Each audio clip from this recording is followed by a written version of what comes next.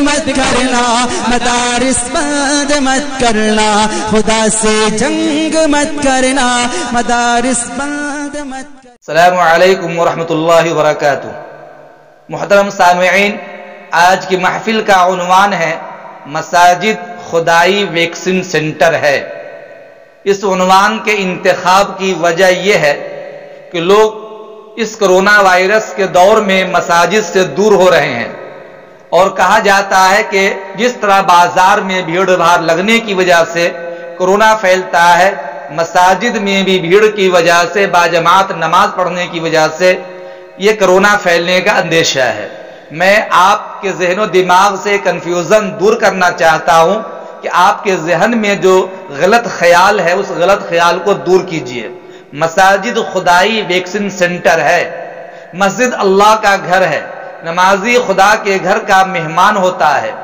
جب اپنے گھر آنے والے مہمانوں کا ہم خیر مقدم و پراتفاق استقبال کرتے ہیں تو اللہ تعالیٰ 70 ماؤں سے زیادہ مہربان اور شفیق ہے، بڑا قدردان اور نوازنے والا ہے۔ جب کوئی بندہ اس کے گھر یعنی مسجد میں نماز کی ادائیگی کے ارادے سے جائے گا، اللہ اسے ضائع اور برباد ہونے سے محفوظ رکھے گا، کیونکہ مساجد آباد کرنے والے سے اللہ تعالی آسمانی وبا سے محفوظ کر لیتا ہے، اسے ضائع اور برباد ہونے سے بچا لیتا ہے۔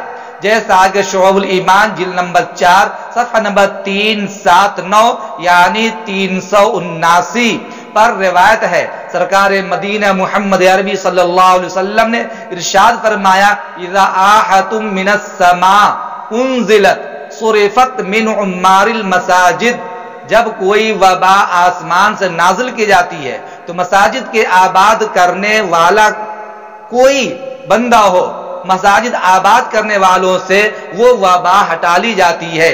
اس حدیث کی روشنی میں یہ بات واضح ہے کہ کرونا کی موجودہ وبا سے وہ لوگ محفوظ رہیں گے جو مسجد کو آباد کرنے والے ہوں۔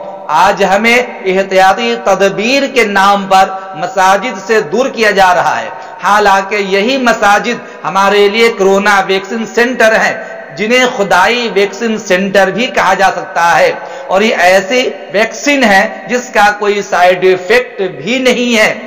اگر نمازی 5 وقت نماز پڑھنے کے لیے مسجد میں جائے، وہ 5 مرتبہ وضو کرتا ہے، گویا کہ اپنے آپ کو سینیٹائز کرتا ہے، پھر وہ نماز پڑھنے کے لیے جاتا ہے، پاکیزہ زبان سے اللہ تعالیٰ کا ذکر کرتا ہے، وہ آنکھوں سے مسجد کو دیکھتا ہے، نمازیوں کو دیکھتا ہے، ذہن و دماغ میں وہ سچائی، صداقت، اچھائی اور اچھی باتیں رچ بس جاتی ہیں، دل کے اندر اللہ کی محبت گھر کر جاتی ہے۔ یاد رکھیے، جب وہ زبان سے ذکر کرے گا، اپنے ہاتھوں پہ تسبیحات شمار کرے گا، ذہن و دماغ میں پاکیزگی پیدا کرے گا، نفس کو پاکیزہ کرنے کی کوشش کرے گا، تو یہ تو اللہ کی تسبیحات کے ذریعے، توبہ استغفار کے ذریعے، وظائف کے ذریعے، اذکار کے ذریعے، قرآن کی تلاوت کے ذریعے یہ خود پورے جسم کو سینیٹائز کرنا ہوا، اور وہ ایک طرح سے وہ احتیاطی تدابیر بھی اختیار کرنے والا ہوا، اللہ سے لو لگانے والا ہوا۔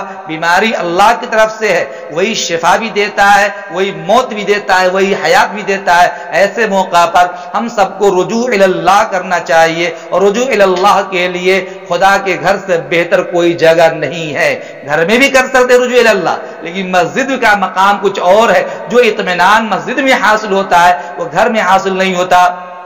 امید کرتا ہوں کہ آپ کو یہ میری گفتگو اچھی طرح سمجھ میں آ گئی ہوگی۔ آپ اس کو جتنا زیادہ ہو سکے شیئر کیجئے کہ مساجد خدائی ویکسین سینٹر ہے، وہاں سے کرونا نہیں پھیلتا، کرونا بازار سے، بھیڑ بھاڑ کی جگہوں سے، گندی جگہوں سے پھیلتا ہے۔ اللہ تعالیٰ سب کو سمجھ عطا فرمائے۔ السلام علیکم ورحمۃ اللہ۔